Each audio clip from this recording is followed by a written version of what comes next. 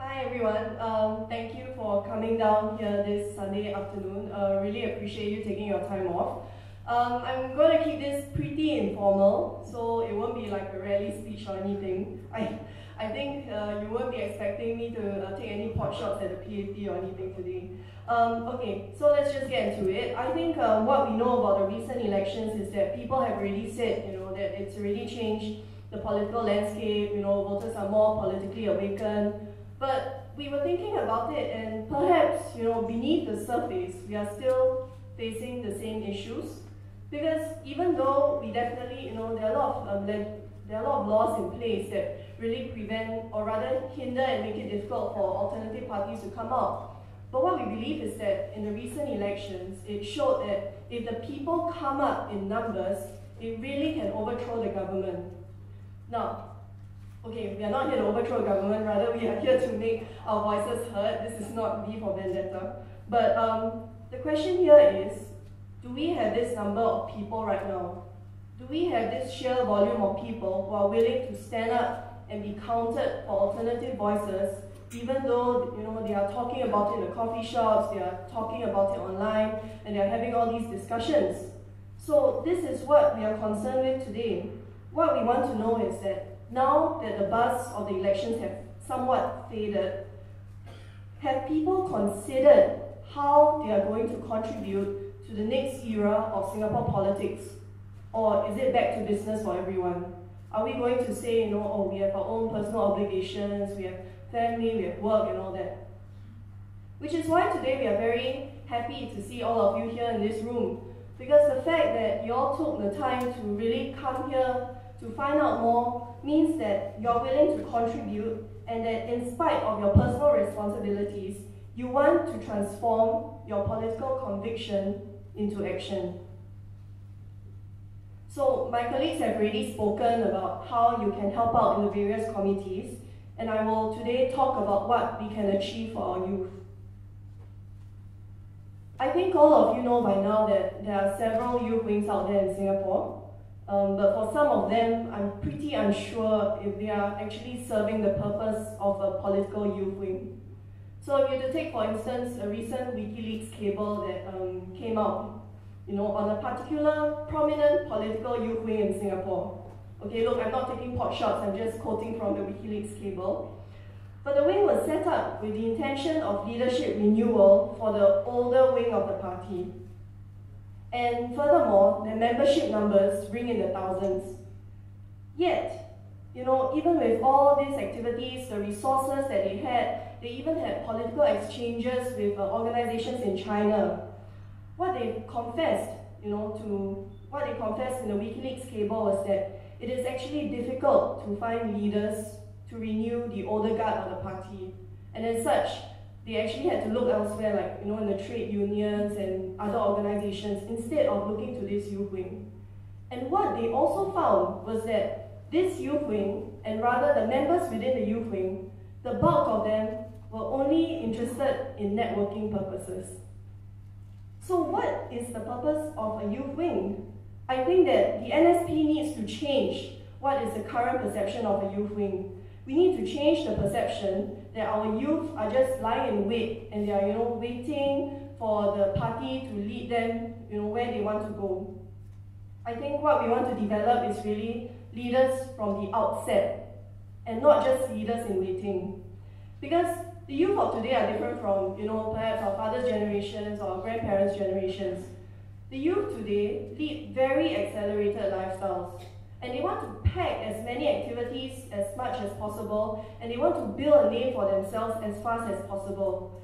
And furthermore, you have success stories of all these like self-made businessmen, entrepreneurs, very young, rich, upcoming, successful leaders who are possibly, between the ages of 18 to 21. And this gives the youth of today a lot more pressure to be the best that they can be in the quickest time possible. And the NSP Youth Wing will want to achieve that objective. So I will use the following very brief slides. Like I said, I'm not going to talk too much. I hope I haven't spoken too much so far. To really discuss what we hope to achieve for the youth wing. Okay? So, sorry. Thank you. Okay, so if you were to look at this slide here, you will see two things. talkers and doers.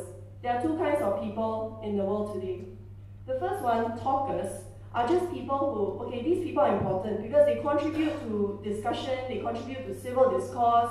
You may find them in the coffee shops, you may find them online. These are people who are developing public opinions and standpoints on the issues of the day.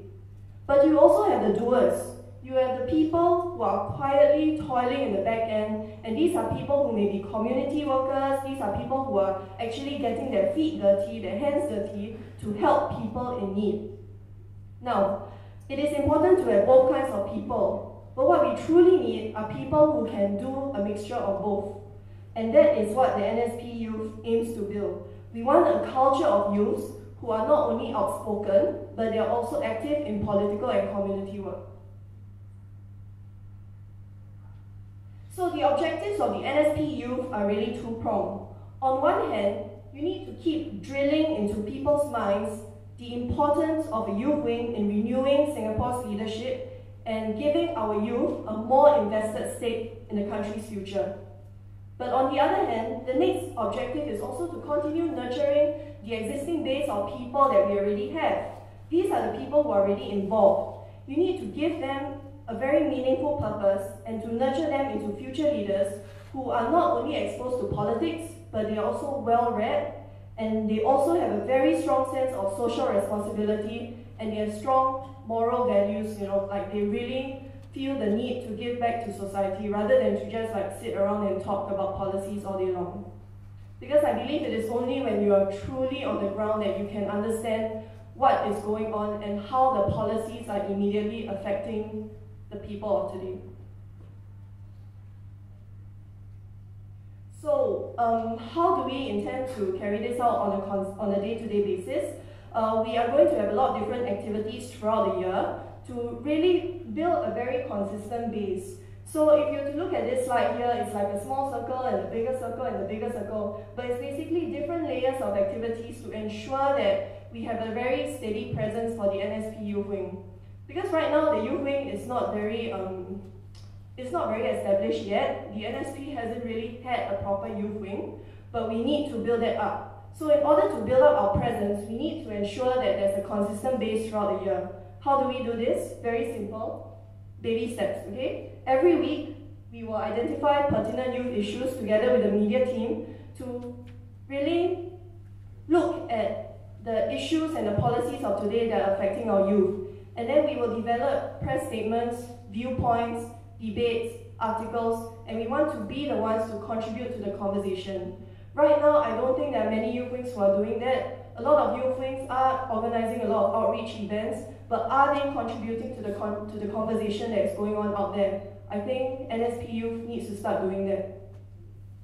Every month, we will also brainstorm and bond. We can have informal get-together sessions. It doesn't have to be serious and it doesn't have to be political all the time, because I know that kind of scares people away. It sounds a bit intimidating.